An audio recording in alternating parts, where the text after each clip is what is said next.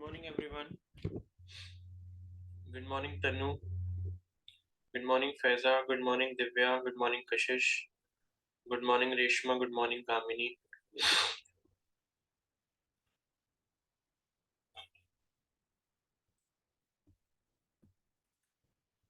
तो ये पीडीएफ जो है मैंने कल भेज दी थी आपको।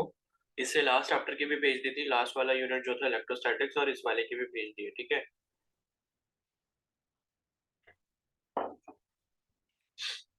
और आज आपका जो है जेनेटिक्स वाले का फर्स्ट चैप्टर का टेस्ट है, principles of inheritance and variation. तो उसको जो है आप एक बार जरूर पढ़ लें। कल वाला टेस्ट किस किसने नहीं दिया है बताओ, जो यहाँ पर है किस किसने नहीं दिया। गुड मॉर्निंग दीक्षा, गुड मॉर्निंग स्नेहा।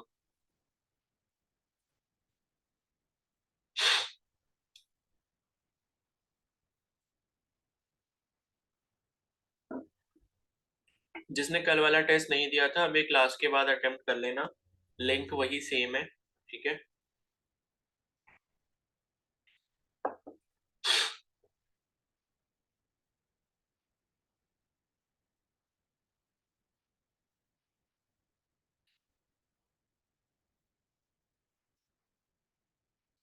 चलो कुछ क्वेश्चंस प्रैक्टिस कर लेते हैं जो इम्पोर्टेंट टाइप्स के आते हैं। ठीक है।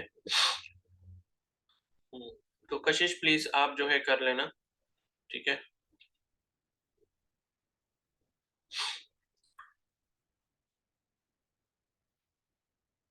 सर आपने जो दोनों पीडीएफ्स भेजी थी ना उसमें ना कैपेसिटर वाला तो है नहीं। कैपेसिटर वाला नहीं है क्या? मैंने तो पूरी पीडीएफ भेजी है।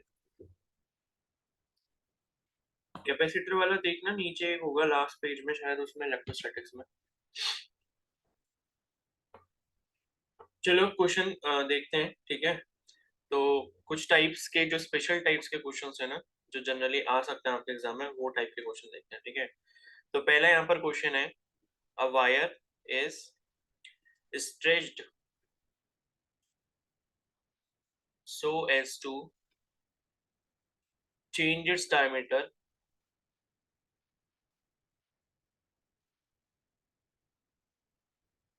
by 0.25%. ठीक है। The percentage change in its resistance is।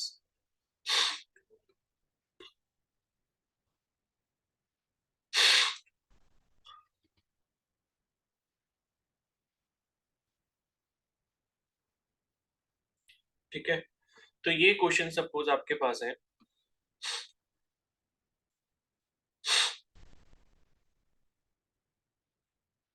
तो ऐसे टाइप के क्वेश्चन जो है जनरली आ जाते हैं। ठीक है। तो इसे देखो आपने कैसे करना होगा। इस टाइप के और भी क्वेश्चन बन जाते हैं कि लेंथ को इतना इंक्रीज किया और जो उसका डायमीटर है उतना डिक्रीज किया, तो क्या होगा। ठीक है। तो यहाँ पर देखो क्या है, जो कॉन्सेप्ट हम लोग यहाँ पर यूज करते हैं ना, कि कभी भी वायर की लंबाई को बढ़ाया गया, कभी भी वायर के डायमीटर को घटाया गया या बढ़ाया गया, जो भी कुछ हुआ है, अल्टीमेटली क्या होगा, इनिशियल और फाइनल वॉल्यूम जो होगा वायर का या कंडक्टर का वो सेम रहेगा। तो बेसिक कॉन्सेप्ट हमारा यही होता है कि कंडक्टर के साथ आप कुछ भी छेड़खानी कर रहे हो, भले ही उसकी लेंथ को बढ़ा रहे हो, लेंथ को घटा रहे हो, डायमीटर को बढ़ा रहे हो, डायमीटर को घटा रहे हो, कुछ भी अगर आप कर रहे हो, तो अल्टीमेटली आपको एक बात ये ध्यान रखनी है कि उसका जो वॉल्यूम है वो कांस्टेंट रहेगा। ठीक है। तो ये इसका जो है बेसिक कॉन्सेप्ट है कि यहाँ पर आपको ध्यान रखना है कि वॉल्यूम इज कांस्टेंट। ठीक है। वायर के साथ आप कुछ भी करो, लेकिन उसमें जो मटेरियल की क्वांटिटी है, जो वॉल्यूम उसका होगा, वो कांस्टेंट रहेगा। ठीक है। तो यहाँ पर क्या है, वॉल्यूम जो होता है, ठीक है, वॉल्यूम जो होता है जनरली हम उसको क्या कहते हैं, एरिया इनटू लेंथ कहते हैं। ठीक है। ये मैंने आपको पहले भी कई बार बता रखा है। वॉल्यूम जो होता है cross sectional area into length of the conductor होता है, या जिसकी भी आप बात कर रहे हो, मान लो कोई रॉड ले रहे हो, ठीक है, तो उसका जो क्रॉस सेक्शनल एरिया होगा, अगर आप उसको लेंथ से मल्टीप्लाई कर दोगे तो वो क्या हो जाएगा, उसके वॉल्यूम के बराबर हो जाएगा। ठीक है। और हमें जो रेजिस्टेंस का एक रिलेशन पता है जो कि लेंथ और एरिया से रिलेट करता है, वो हमारे पास ये वाला है, R is equal to rho L upon A. ये हमने ऑलरेडी पढ़ रखा है कि रेजिस्टेंस जो है वो resistivity multiplied by length of the conductor divided by cross sectional area of the conductor.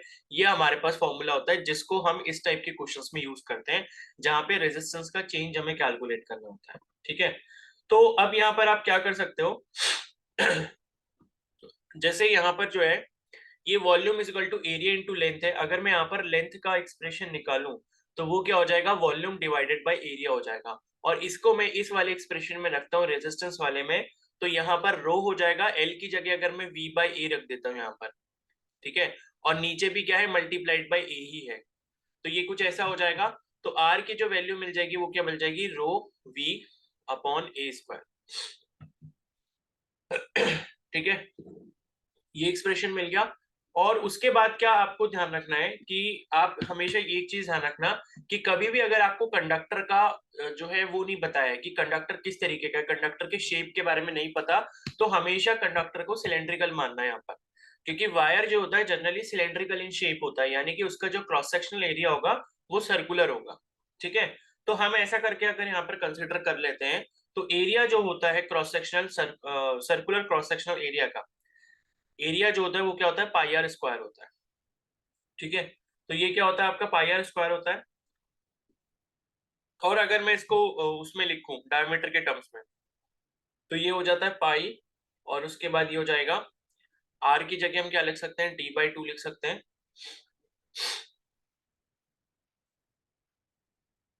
ठीक है, तो ये क्या मिल जाएगा हमें, पाई डी स्क्वायर बाई फोर। तो ये भी ध्यान रखना, ये मैंने आपको पहले भी बताया था एक बार कि एरिया जो होता है सर्कल का वो पाई आर स्क्वायर भी होता है, लेकिन अगर आपको डायमीटर के टर्म्स में निकालना है तो वो पाई डी स्क्वायर बाई फोर हो जाएगा। तो अगर मैं इस एरिया की वैल्यू को यहाँ पर रेजिस्टेंस में रख देता हूँ तो ये बन जाएगा रो वी अपॉन ए स्क्वायर की जगह यहाँ पर हम रख देते हैं पाई डी स्क्वायर बाई फोर का होल स्क्वायर। ठीक है, तो पाई डी स्क्वायर बाई फोर का होल स्क्वायर हो जाएगा, एरिया की जगह हमने ये रख दिया। तो आर की वैल्यू क्या मिल गई, rho V upon pi square D की पावर फोर अपॉन फोर का स्क्वायर हो जाएगा, ऊपर जाएगा ये तो मल्टीप्लाइड बाई ऊपर क्या हो जाएगा, 16 हो जाएगा। तो हमें क्या वैल्यू मिल गई, ये मिल गई 16 rho V upon pi square और डी की पावर फोर। तो ये एक एक्सप्रेशन मिल गया हमें रेजिस्टेंस का। ठीक है, अब हमें देखो क्या करना है, आपको जो है यहाँ पर परसेंटेज चेंज दिया हुआ है जो कि 0.25% के बराबर है।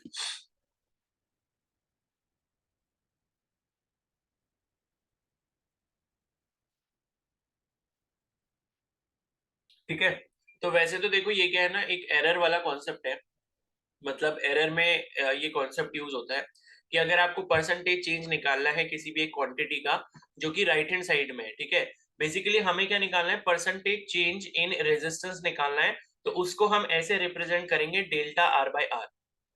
ठीक है, तो डेल्टा आर बाय आर की वैल्यू को हमने कैलकुलेट करना है, और आर का जो एक्सप्रेशन हमको दिया हुआ है वो दिया है 16 rho V upon pi square D की पावर फोर। अब हमने डायमीटर के टर्म्स में इसने निकाला क्योंकि यहाँ पर हमको परसेंटेज चेंज इन डायमीटर दिया हुआ था, क्योंकि यहाँ पर ये बोला गया था कि जो वायर का डायमीटर है वो चेंज हो रहा है 0.25% से।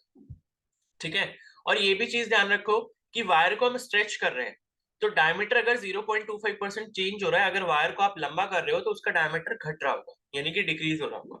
तो ये जो चेंज इन डायमीटर है जो कि आपका डेल्टा डी बाई डी की वैल्यू है वो आपकी -0.25 हो जाएगी अगर आप परसेंटेज के टर्म्स में देखो। ठीक है, तो ये बेसिकली क्या है, मैंने आपको बताया ये जो कॉन्सेप्ट है हम जो एरर एनालिसिस होता है उसमें हम इस्तेमाल करते हैं। तो सपोज ये इस तरीके का है 16 rho V upon pi square. ठीक है, और ये डी की पावर फोर जो नीचे है इसको मैं क्या लिख सकता हूँ, डी की पावर -4 लिख सकता हूँ इस तरीके से। अब एक चीज आप यहाँ पर ये ध्यान रखो, हमें ये रेजिस्टेंस का एक्सप्रेशन मिला था जो हमने कैलकुलेट करा, तो यहाँ पर ये 16 जो है वो कांस्टेंट है, रो जो आपका रेजिस्टिविटी है वो भी कांस्टेंट है क्योंकि वो मटेरियल की प्रॉपर्टी होती है, वो लेंथ या डायमीटर चेंज करने से चेंज नहीं होती। ठीक है, वॉल्यूम जो है वायर का वो भी कांस्टेंट है, और ये पाई स्क्वायर भी कांस्टेंट है। इसका मतलब है आर यहाँ पर किस पर डिपेंड कर रहा है, इस एक्सप्रेशन के थ्रू डी पर डिपेंड कर रहा है, यानी कि डायमीटर पर डिपेंड कर रहा है। ठीक है, तो क्या है, आपको इस तरीके का एक्सप्रेशन निकालना होता है। और एरर एनालिसिस के अकॉर्डिंग मैं आपको बता दूं, अगर हम यहाँ पर डेल्टा आर बाय आर की वैल्यू को निकालते हैं तो वो कितने के बराबर हो जाएगा, वो हो जाएगा, ये जो पावर आपको दिखती है यहाँ पर ये पावर आ जाती है आगे मल्टीप्लाई में। ठीक है, और इसके बाद जो चेंज हमको निकालना है डायमीटर के रिस्पेक्ट में वो ये हो जाएगा delta D by D. Delta D by D का मतलब क्या है, परसेंटेज चेंज इन डायमीटर। तो ये जो होता है, ये मतलब एरर एनालिसिस जो आपका हमने चैप्टर पढ़ा था ना, यूनिट्स एंड मेजरमेंट, अब वो टॉपिक हट चुका है बेसिकली नई वाली एनसीईआरटी से, इसलिए हमने उस पर ध्यान नहीं दिया था। लेकिन मैं आपको बता रहा हूँ, अगर आपके पास कोई इस तरीके का एक्सप्रेशन है जहां पर एक क्वांटिटी दूसरी क्वांटिटी पर डिपेंड कर रही है और वहां पर आपको परसेंटेज चेंज का एक्सप्रेशन निकालना है, तो परसेंटेज चेंज हम इसे कहते हैं डेल्टा आर बाय आर, यानी कि चेंज जो हुआ है किसी एक क्वांटिटी में with respect to its original quantity, तो वो उसके बराबर हो जाता है किसके, जो राइट हैंड साइड में दिया होगा, जितनी पावर उसकी दी होगी वो आगे मल्टीप्लाई में आ जाएगी और उसको हम उसके परसेंटेज चेंज से मल्टीप्लाई कर देंगे, यानी कि डेल्टा डी बाई डी से मल्टीप्लाई कर देंगे। ठीक है, तो हमें डेल्टा आर बाई आर को ही कैलकुलेट करना था और -4 ये ऐसे ही रहेगा, और डेल्टा डी बाई डी ये जो हमको दिया, ये कितना दिया, ये -0.25 दिया। ठीक है, -0.25, क्योंकि 0.25 जो परसेंटेज है आपका, वो क्या है, मैंने आपको बोला ना कि वायर को स्ट्रेच कर रहे हैं तो डायमीटर में जो चेंज हो रहा है वो क्या हो रहा होगा, नेगेटिव में हो रहा है, क्योंकि डायमीटर घट रहा है। ठीक है, अगर हम वायर को सपोज कंप्रेस कर रहे होते, वैसे जनरली करते नहीं है, लेकिन वायर को अगर हम कंप्रेस कर रहे होते तो ये पॉजिटिव हो जाता, क्योंकि फिर वायर का डायमीटर बढ़ रहा होता। लेकिन वायर को अगर हम खींच रहे हैं अलोंग इट्स लेंथ, तो उसका डायमीटर क्या होगा, डिक्रीज होगा। इस वजह से जो परसेंटेज चेंज इन लेंथ है, परसेंटेज चेंज इन डायमीटर है जो कि 0.25% है, ये हम नेगेटिव में लेंगे। ठीक है, तो अब ये मल्टीप्लाई करके जो डेल्टा आर बाय आर की वैल्यू आ जाएगी, माइनस माइनस क्या हो जाएगा, प्लस हो गया, और 4 इंटू 0.25 कितना हो गया, 1 हो गया, तो +1% का यहाँ पर ये चेंज हमको देखने को मिलेगा। तो ये हो गया हमारा परसेंटेज चेंज इन रेजिस्टेंस, और यही हमको जो है कैलकुलेट करना था। ठीक है, तो ये वाला कॉन्सेप्ट आपके मतलब काफी सारे चैप्टर में यूज हो सकता है, ये वाला जो कॉन्सेप्ट है। अब बताओ, ये समझ आ गया सभी को? Yes sir. Yes sir. किसी को कोई डाउट है इसमें?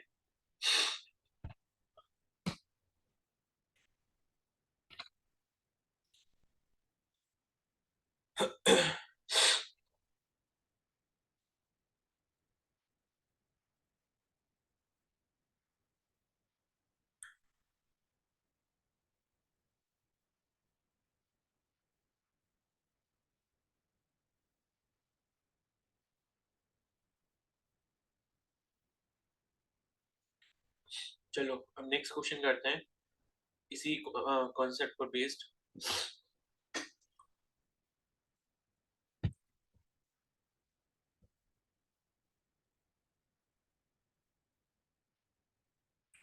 तो क्वेश्चन है, a wire has resistance of 10 ohm, a wire has resistance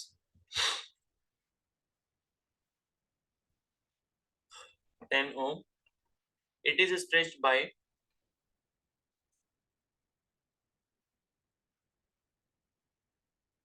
1/10 of its length.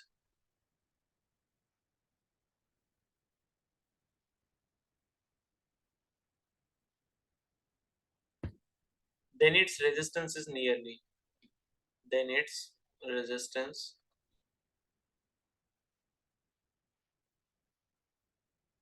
ठीक है, तो यहाँ पर आपको ऑप्शन दिए हैं 9 ओम, ऑप्शन बी दिया है 10 ओम, ऑप्शन सी है 11 ओम, ऑप्शन डी है यहाँ पर 12 ओम। ठीक है, तो इसको जो है एक बार खुद से ट्राई करने की कोशिश करो, इसको खुद से करके देखो एक बार।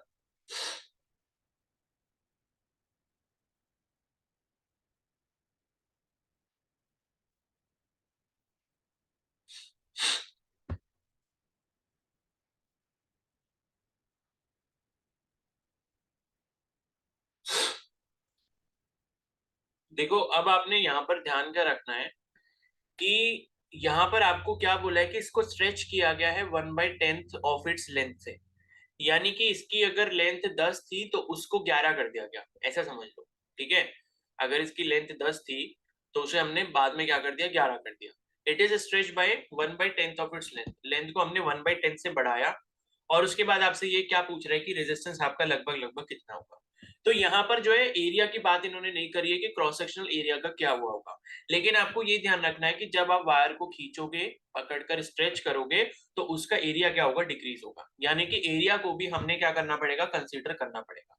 ठीक है, अगर मान लो ऐसा टाइप का क्वेश्चन आता है कि लेंथ हमने इतनी बढ़ाई, एरिया इतना डिक्रीज हो गया, तब तो ठीक है, तब तो आप सिंपल रो एल बाई ए का कंपैरिजन रेशियो निकाल के आपका आ जाएगा रेजिस्टेंस में कितना चेंज आ रहा है।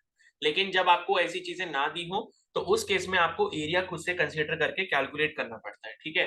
तो अब ये वाला भी मैं बता देता हूँ कि इसको कैसे करना है। तो हमें ये पता है कि भाई जो अपना बेसिक जो फॉर्मूला लगेगा वो R equal to rho L by A लगेगा, और इसकी वैल्यू इन्होंने 10 ओम के बराबर दी हुई है, ठीक है, रेजिस्टेंस की वैल्यू। और यहाँ पर जो है इन्होंने इनिशियल लेंथ अगर हम L मान लेते हैं तो फाइनल लेंथ कितनी हो जाएगी। अगर मैं कह देता हूँ कि इनिशियल लेंथ जो है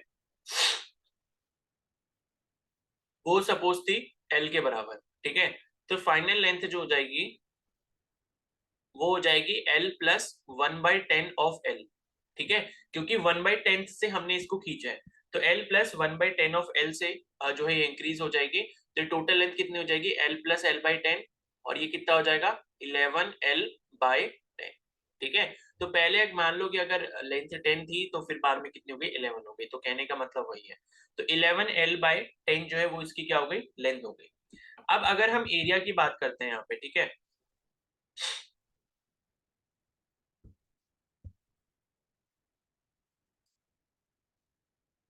तो देखो हमने अभी एक कॉन्सेप्ट पढ़ा था वॉल्यूम वाला कि भाई वॉल्यूम कांस्टेंट रहेगा, तो वो वाला कॉन्सेप्ट भी यहाँ पर यूज करना है, उसी से हम एरिया को निकाल पाएंगे। तो वॉल्यूम इज कांस्टेंट, ठीक है। अब वॉल्यूम इज कांस्टेंट का मतलब क्या है, ये फाइनल लेंथ में कह देता हूँ, फाइनल लेंथ को L1 कह दिया हमने, तो L1 की वैल्यू कितनी आ गई 11L/10 आ गई, और इनिशियल लेंथ कितनी थी, ये थी।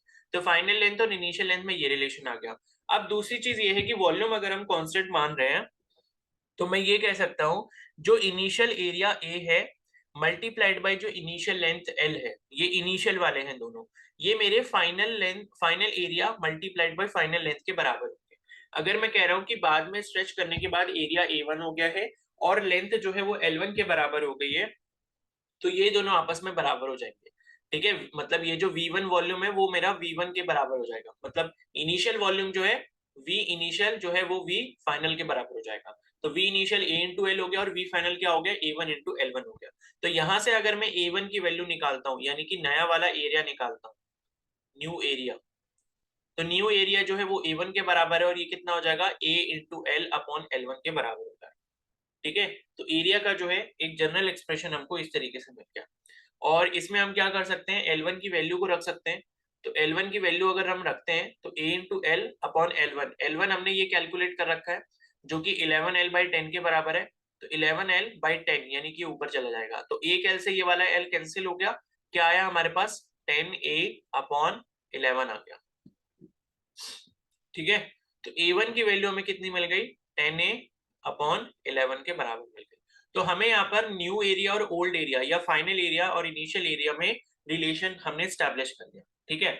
अब अगर हम यहाँ पर रेजिस्टेंस की वैल्यू कैलकुलेट कर रहे हैं, जो नया वाला रेजिस्टेंस है, तो न्यू रेजिस्टेंस जो हो जाएगा आपका, न्यू रेजिस्टेंस के लिए वही वाला फॉर्मूला लगा देंगे। R1 अगर न्यू रेजिस्टेंस है तो कितना हो जाएगा रो L1 अपॉन A1। अब ये चीज ध्यान रखना कि ये रो 1 नहीं होगा, क्योंकि रो जो है मटेरियल की प्रॉपर्टी होती है और ये थ्रू आउट कांस्टेंट रहता है। तो ये रो L1 अपॉन A1 हो गया, रो लिखा, L1 की वैल्यू यहाँ पर लिखेंगे, L1 की वैल्यू कितनी थी 11L/10 के बराबर है, 11L/10, ठीक है। और नीचे मल्टीप्लाई क्या करना है, हमें A1 करना है, A1 से और डिवाइड करना है, तो A1 की वैल्यू है 10A/11, तो यहाँ पर नीचे क्या आ जाएगा 10A आ जाएगा और ऊपर क्या आ जाएगा 11 आ जाएगा, ठीक है।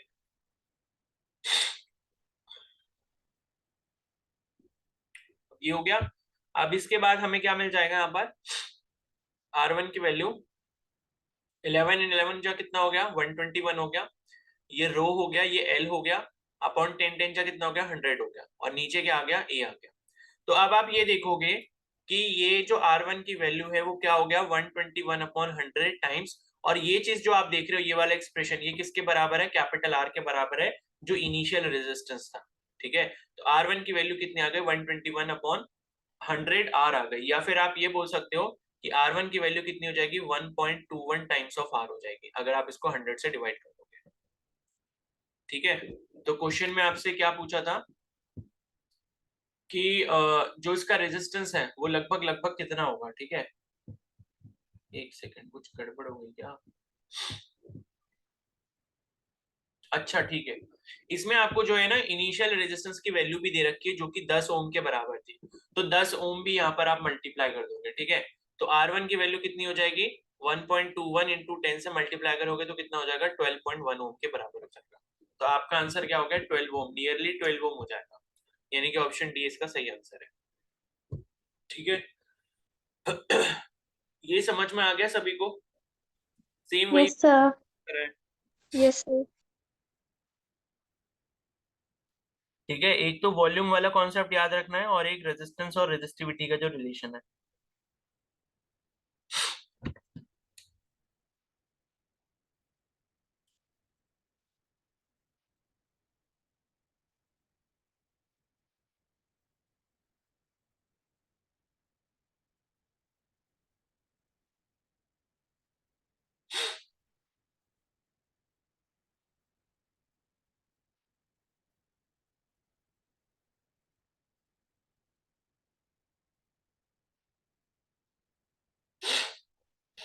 मैं आपको एक क्वेश्चन देता हूँ, आप उसको सॉल्व करो, ठीक है।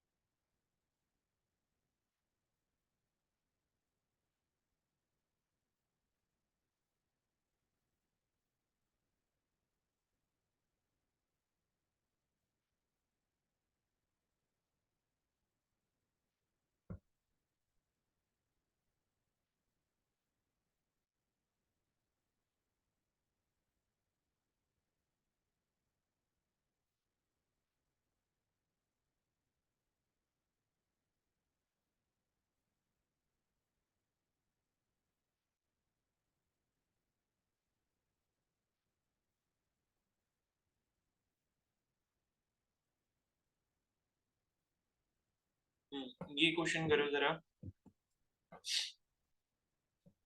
जल्दी से करना है 2 मिनट के अंदर, ठीक है। ये तो मैंने अच्छे लेवल के 2 क्वेश्चंस करवा दिए, बट ये वाला काफी इजी है। तो ये आपके जो है नीट में पूछा गया, नीट का PYQ ही है 2013 का, ठीक है।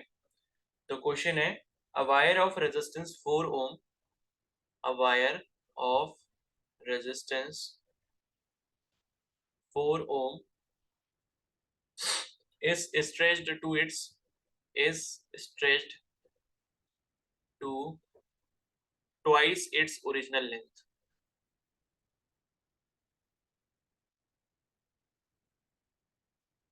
ठीक है।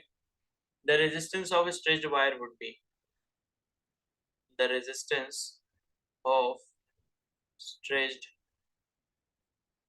wire would be, ठीक है। तो ये आपको बताना है, ऑप्शन है 16 ओम, ऑप्शन बी है 2 ओम, ऑप्शन सी है 4 ओम, ठीक है, और ऑप्शन डी है 8 ओम। चलो बताओ।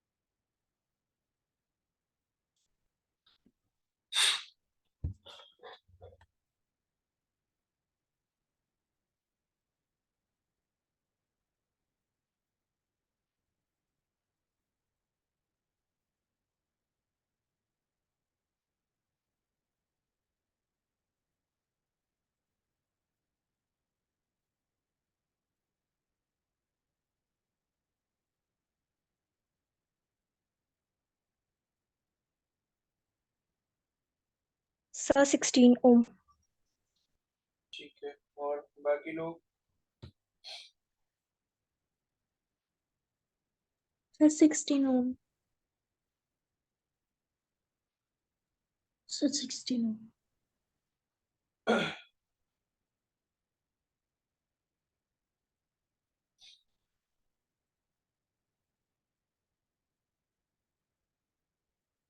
चलो ठीक है, तो ये हो जाएगा आपका 16 ओम हो जाएगा। बताओ जरा कैसे किया, कौन बताएगा? सर पहले ए की वैल्यू निकाली, जो पहले एल इनिशियल लेंथ थी, फिर 12 हो जाएगी। फिर A2 की वैल्यू निकाल ली, A2 की वैल्यू A/2 आई, फिर उसमें रेजिस्टेंस के फॉर्मूले में रख दी। ठीक है, ठीक है, तो आ गया होगा समझ में। देखो पहला कॉन्सेप्ट तो यही है अपना, V1 इक्वल टू V2 कर दो, यानी कि इनिशियल वॉल्यूम जितना है वो फाइनल वॉल्यूम हो जाएगा। तो V1 अगर मैं कह रहा हूँ कि ये A1 इंटू L1 के बराबर है, तो ये A2 इंटू L2 के बराबर हो जाएगा। और यहाँ पर ये कह रहे हैं कि भाई जो वायर की लेंथ है वो आपने 2 टाइम्स कर दी है, ठीक है। तो A1 into L1 is equal to A2 into L2 की जगह आप 2L1 लिख सकते हो, क्योंकि ट्वाइस इट्स ओरिजिनल लेंथ हो गया है। तो यहाँ से L1 इंटू L1 कैंसिल हो जाएगा, और यहाँ पर आपके पास A2 की जो वैल्यू आ जाएगी वो क्या आ जाएगी, A1/2 आ जाएगी। यानी कि फाइनल एरिया जो है वो इनिशियल एरिया का, क्रॉस सेक्शन एरिया का हाफ हो जा रहा है, ठीक है। तो ये अब हमें यहाँ पर मिल गया। अब अगर हमें रेजिस्टेंस की वैल्यू निकालनी है तो R is equal to rho L by A लगाएंगे यहाँ पे, और इसमें फिर जो है रो लिखा, फिर L की जगह, मतलब ये L2 है और ये A2 है, क्योंकि R2 की वैल्यू निकाल रहा है। तो L2 की वैल्यू कितनी हो जाएगी, L2 की वैल्यू हो जाएगी 2L1। तो ये 2L1 लिखा हमने, और यहाँ पर मैं R1 की वैल्यू भी लिख देता हूँ, जो कि रो L1 अपॉन A1 के बराबर होगी। ये आपका इनिशियल रेजिस्टेंस है, ठीक है। तो हम अब फाइनल कैलकुलेट कर रहे हैं, और A2 की वैल्यू जो कितनी है, A1/2 है, तो ये 2 ऊपर जाके मल्टीप्लाई हो जाएगा। तो अब क्या करा आपने यहाँ पर, 2 इंटू 2 कितना हो गया, 4 हो गया, ये रो हो गया, ये L1 हो गया अपॉन A1 हो गया। अब ये जो वैल्यू देखोगे, रो L1 अपॉन A1 की वैल्यू ये किसके बराबर है, R1 के बराबर है, तो ये 4R1 हो गया। तो R2 इज इक्वल टू कितना आ गया, 4R1 आ गया, और R1 की जो वैल्यू आपको दी थी इनिशियल रेजिस्टेंस की, वो 4 ओम के बराबर दी थी। तो ये कितना हो गया, टोटल 16 ओम हो गया, ठीक है। अब आपको मैं यहाँ पर सिंपल एक फॉर्मूला बता देता हूँ जो आपको ध्यान रखना है। आपको बेसिक कॉन्सेप्ट बता दिया मैंने इसलिए, ताकि क्वेश्चन अगर कहीं पर भी घुमा के आता है, जैसे वो परसेंटेज वाला आ गया था, तो आप इस तरीके से इसको सॉल्व कर सकते हो। अब आपने एक चीज यहाँ पर ये ध्यान रखनी है, देखो ये क्वेश्चन की फॉर्म में भी पूछा गया नीट 2017 में, ठीक है। तो क्वेश्चन था, the resistance of wire is, the resistance of wire is R ohm, ठीक है। Resistance of wire is R ohm. अगर R ओम वायर का रेजिस्टेंस दिया है, if it is melted, if it is melted मतलब उसको पिघलाया गया है, and stretched to n times,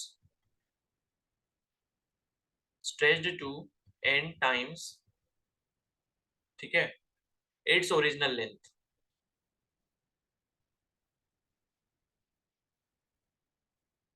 तो उसका जो न्यू रेजिस्टेंस है वो कितना होगा, it's new resistance will be, ठीक है, कितना होगा।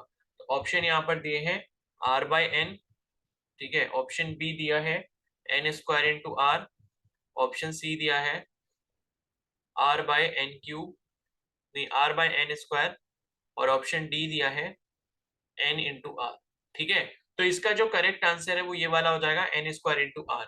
यानी कि अगर एक कोई वायर या कंडक्टर आपको दिया है जिसका इनिशियल रेजिस्टेंस R ओम के बराबर होता है, और अगर आप उसको उसकी लेंथ के n टाइम्स क्या कर देते हो, स्ट्रेच कर देते हो, ठीक है। n का मतलब क्या है, जैसे ऊपर वाले क्वेश्चन में हमने देखा कि फाइनल लेंथ उसकी कितनी हो गई थी, दुगनी हो गई थी इनिशियल लेंथ की, यानी कि n की वैल्यू वहां पर कितनी हो जाएगी, 2 हो जाएगी। तो उस पर्टिकुलर केस में जो फाइनल रेजिस्टेंस होगा या जो न्यू रेजिस्टेंस होगा उसकी वैल्यू n² हो जाएगी।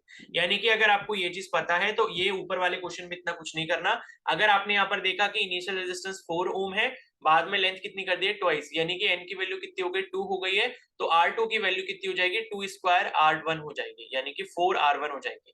और R1 की वैल्यू 4 ओम दी है, तो 4 से आप 4 को मल्टीप्लाई कर दोगे, 16 ओम आंसर आ जाएगा। और इसी तरीके से ये ऊपर वाला क्वेश्चन जो हमने करा था, ऊपर वाले क्वेश्चन में क्या था,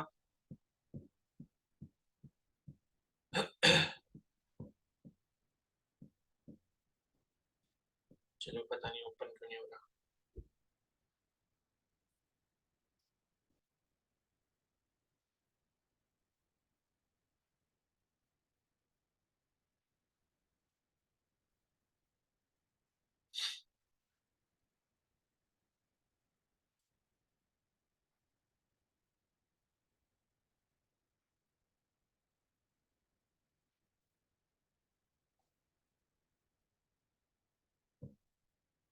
ठीक है, तो ये क्वेश्चन थोड़ा सा आई थिंक डिफरेंट है, क्योंकि यहाँ पर आपको बोला था कि लेंथ को 1/10 से बढ़ाया गया है। ठीक है, तो यहाँ पर उतना वो करके आपको क्वेश्चन में नहीं दिया कि इतने टाइम बढ़ाया गया या इतने गुना लेंथ को किया गया। ये तभी आपका एप्लीकेबल होगा जब आपको बोला जाएगा कि लेंथ आपकी इतने टाइम्स बढ़ा दी गई है या इतने टाइम्स जो भी उसमें चेंज किया गया है, तब आप n की वैल्यू उतनी रख सकते हो, तो n² इंटू r हो जाएगा। तो ये भी ध्यान रखना, ये सीधा सीधा ये जो क्वेश्चन है ये आपके नीट 2017 में पूछा गया है। ठीक है, तो इसलिए ये काफी ज्यादा इंपॉर्टेंट है, तो इसीलिए जो है पीवाई को जो है काफी ज्यादा इंपॉर्टेंट लगता है। ओके, चलो फिर।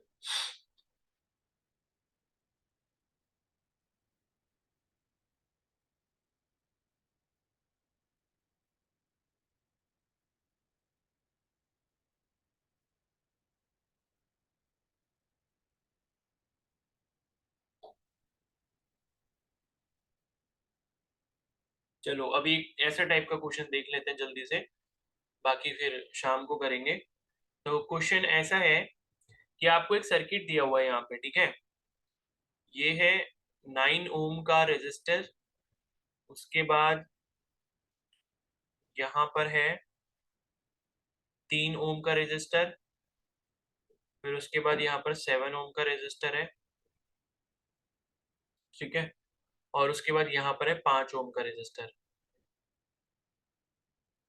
और बीच में यहाँ पर लगा हुआ है एक 10 ओम का रेजिस्टर, 10 ओम। ठीक है, और यहाँ पर पॉइंट्स दिए हुए हैं कुछ, ये वाला पॉइंट है आपका ए, ये वाला पॉइंट है आपका बी, ये वाला पॉइंट है आपका सी, और ये वाला आपका पॉइंट है डी।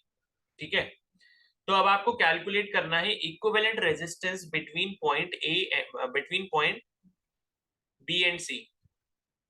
तो बी और सी के बीच में जो है आपने क्या निकालना है, इक्विवेलेंट रेजिस्टर। यहाँ पर इक्विवेलेंट रेजिस्टेंस आपको कैलकुलेट करना है। ठीक है, तो ये देख लो, इस टाइप के क्वेश्चंस जो है काफी ज्यादा प्रेवलेंट है आपके एग्जाम्स में। ठीक है, तो हमने जो सीरीज और पैरेलल कॉम्बिनेशन का जो कॉन्सेप्ट पढ़ा था वही अब हम यहाँ पर क्या करेंगे, यूज करेंगे। तो यहाँ पर जो है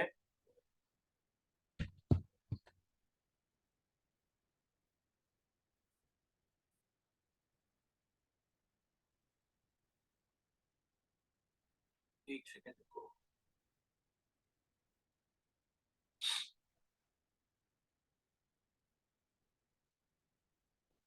ठीक है, तो आप देखो कैसे करना है आपने। तो पहले तो ये देख लिया करो कि भाई सीरीज वाले कौन कौन से दिख रहे हैं। अब मेरे को ये बताओ कि सीरीज में कौन कौन दिख रहा है, क्या आप देख सकते हो यहाँ पर सीरीज में कौन कौन से रजिस्टर लगे हुए हैं? 9 5 9 और 5 और 3 और 3 7। और 3 और 7। ठीक है, 7। तो ये दो जो रेजिस्टर के ग्रुप हैं ये आपको सीधे सीधे क्या दिख रहे हैं, सीरीज में। और सीरीज का मतलब होता है कि एंड टू एंड अगर वो जुड़े हैं तो वो क्या है, सीरीज में है। तो अब मैं सर्किट को कुछ ऐसा बना सकता हूँ कि बीच वाली जो ब्रांच है उसको मैं ऐसे ही रहने देता हूँ। ठीक है, ये मेरा कितना हो गया, 10 ओम के बराबर हो गया, और ये वाला पॉइंट सी है। इसके बाद 9 और 5 ये जो है इनका मतलब ऐड होके कितने हो जाएंगे, ये 9 और 5 14 ओम हो जाएंगे। तो इसको सीधे सीधे मैं ऐसे लिख सकता हूँ, यहाँ पर ये मैंने ऐसे करके जोड़ दिया, और ये कितना हो गया, 14 ओम के बराबर हो गया। और इसी तरीके से यहाँ पर इसको मैं जोड़ देता हूँ, तो ये जो है 7 और 3 कितना हो गया, 10 ओम के बराबर हो गया। अब हमें किस किस के बीच में निकालना था, पॉइंट बी और सी के बीच में निकालना था। एक सेकेंड, पॉइंट बी कहाँ गया फिर,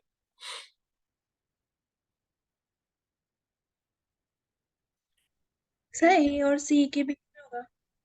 हाँ एक मिनट चेक करता हूँ मैं, शायद ए और सी ही होना चाहिए।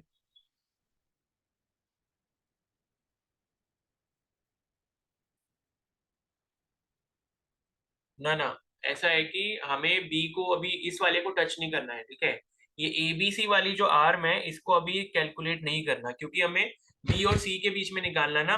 तो जिस पॉइंट के बीच में हमें निकालना होता है हम उसको एज इट इज ही रहने देते हैं, ठीक है। मतलब ये है कि जिस पॉइंट के बीच में हमें निकालना होता है, आप समझ लो आपने क्या लगा दी, यहाँ पर एक बैटरी लगा दी, ठीक है। इस तरीके से मान लो अभी आपने बैटरी लगा दी है, तो अभी हमारा सर्किट कुछ इस तरीके का आपको ऐसे कंसीडर करना है। अगर देखो यहाँ पर ए और सी के बारे में पूछा जाता तो आप पहले ऐसे करते, और ऐसे करने के बाद क्या ये तीनों रजिस्टर क्या हो गए, अब पैरेलल में आ गए। तो 1/10 प्लस 1/10 प्लस 1/14 करते तो ए और सी, ये वाला जो पॉइंट ए है और ये वाला जो पॉइंट सी है, इनके बीच में आपको इक्विवेलेंट रेजिस्टेंस मिल जाता। लेकिन क्वेश्चन आपसे क्या पूछा गया है कि बी और सी के बीच में निकालना है, ठीक है। तो जिस भी पॉइंट के बीच में आपको निकालना होता है, आप उसके बीच में एक सेल या बैटरी कुछ भी लगा दो, एक इमेजिनरी बैटरी आप लगा दो, ठीक है। तो अब आप इस सर्किट को कैसे सॉल्व करोगे? तो सबसे पहले क्या है, देखो ऊपर वाली आर्म को तो अभी छेड़ नहीं सकते, क्योंकि अब ऊपर वाली आर्म जो है वो भी क्या हो गई, पैरेलल में हो चुकी है। तो अभी ये जो नीचे वाली आर्म दिख रही है आपको एडीसी वाली, उसको हम जोड़ देंगे, ठीक है। तो अब ये सर्किट कुछ ऐसा हो जाएगा, यहाँ पर पहले से क्या है 9 ओम है, ठीक है। उसके बाद जो है यहाँ पर 5 ओम है, ये 5 ओम हो गया, और इसके बाद यहाँ पर जो है वो 10 ओम के बराबर हो जाएगा, ये 10 हो गया। और ये जो 7 और 3 है, ये इसको हम जोड़ सकते हैं, क्योंकि बी और सी में नहीं आ रहे वो, तो इसको हम आसानी से जोड़ सकते हैं। तो एडीसी वाली ब्रांच में 7 और 3 कितने हो जाएंगे, 10 के बराबर हो जाएंगे, ठीक है। तो इसको जो है मैं ऐसे लिख देता हूँ, ठीक है। ये भी क्या हो गया, 10 हो गया। समझ आ रही बात? तो अब देखो यहाँ पर क्या है कि ये वाला जो आपका पॉइंट था, ये है आपका ए पॉइंट है, ठीक है। ये वाला ए पॉइंट है, और ये वाला आपका पॉइंट कौन सा है, बी पॉइंट है। ये वाला आपका सी पॉइंट है, और डी पॉइंट को अब हमने क्या कर दिया, गायब कर दिया यहाँ से, ठीक है। तो अब आप ये देखोगे कि ए और सी के बीच में ये जो 10 और 10 वाले दिख रहे हैं, ये दोनों आपस में सीरीज में है या पैरेलल में है? पैरेलल। ठीक है, तो ये पैरेलल में हो जाएंगे। अभी यहाँ पर इमेजिनरी बैटरी को लगा के रखो इस तरीके से, ठीक है। तो ये दोनों जो है, ये वाला और ये वाला, ये दोनों कैसे हो गए, पैरेलल में हो गए। तो पैरेलल में जब आप इनको सॉल्व करोगे 1/10 प्लस 1/10, तो ये कितना आ जाएगा, ये आ जाएगा 2/10 के बराबर। इसको आप रिवर्स करोगे तो 10/2 आ जाएगा, यानी कि 5 ओम आ जाएगा। तो ये कितना हो गया, ए और सी के बीच में एक ही रेजिस्टर आ जाएगा अब, जो कि 5 ओम के बराबर होगा, ठीक है। तो ये हो गया 5 ओम के बराबर। उसके बाद कौन सा बचा, ये एक 9 वाला बचा है, और एक ये वाला 5 बचा है, ठीक है। और ये पॉइंट आपका बी है, ये वाला ए है, और ये वाला सी है। तो अब जो है इक्विवेलेंट इस तरीके से हमें निकालना है, और किस किस के बीच में निकालना था, बी और सी के बीच में निकालना था, ठीक है। तो यहाँ पर अभी भी एक इसको सेल को या बैटरी को आप लगा के रखो। तो अब आप ये देखोगे कि ये जो दोनों रेजिस्टर है, 9 ओम वाला और 5 ओम वाला, अब ये दोनों कैसे हो जाएंगे, सीरीज में हो जाएंगे। मतलब 14 ओम आ जाएगा यहाँ पर, ऐसे करके यहाँ पर क्या आ जाएगा, 14 ओम आ जाएगा। और फिर 14 और 5 क्या हो जाएंगे, आपस में पैरेलल में हो जाएंगे, ठीक है। फिर क्या होगा, 14 और 5 आपस में क्या हो जाएंगे, पैरेलल में हो जाएंगे। तो 1/14 प्लस 1/5 आप जब करोगे, रिजल्ट जो भी आएगा उसका रेसिप्रोकल करोगे, आपका आंसर आ जाएगा, ठीक है। आया समझ में ये वाला? सर एक बार फिर से। सर ए पे कोई रेजिस्टेंस नहीं था? चलो इसको ना फिर अभी शाम को करेंगे, क्योंकि टाइम हो गया फिर, ठीक है। फिर क्लास डिस्कनेक्ट हो जाएगी अपने आप, ठीक है। तो देखो कुछ करना नहीं है, ये दोनों आपस में पैरेलल में आ गए, इसको जब